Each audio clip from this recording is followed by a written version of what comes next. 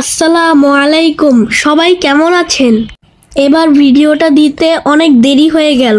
আজ আমরা মিশর ভ্রমণের 6 নম্বর পর্বে। আমরা সাকারা শেষ করলাম। এখন আমরা গিজার উদ্দেশ্যে রওনা দিব। গিজা পিরামিড পৃথিবীর ইতিহাসে এক বিস্ময়কর নিদর্শন। আমরা চলে এলাম গিজা পিরামিডে। দেখুন, দূর থেকেই দেখা যাচ্ছে। প্রথমে টিকিট কাটব। টিকিটটা প্যাকেজের অন্তর্ভুক্ত।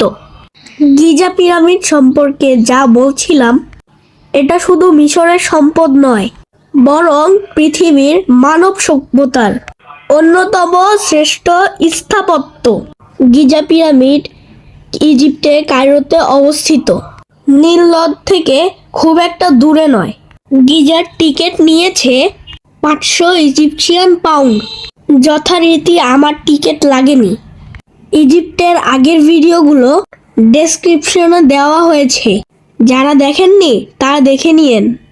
আমার ভিডিওগুলো অবশ্যই শেয়ার দিয়ে দিবেন। এটা হলো খুফুর পিরামিড। গিজায় 3টা পিরামিড আছে।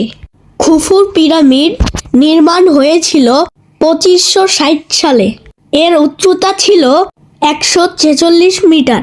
এটি পৃথিবীর প্রাচীন সাতাশ্চর্যের একমাত্র টিকে থাকার নিদর্শন।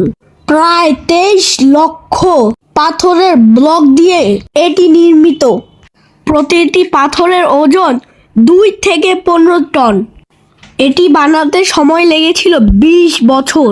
এত ওজনওয়ালা পাথরগুলো কিভাবে যে সেট করলো, চিন্তা করলেই মাথা ঘুরে যায়।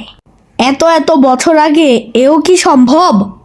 তাও আবার আধুনিক যন্ত্রপাতি ছাড়া।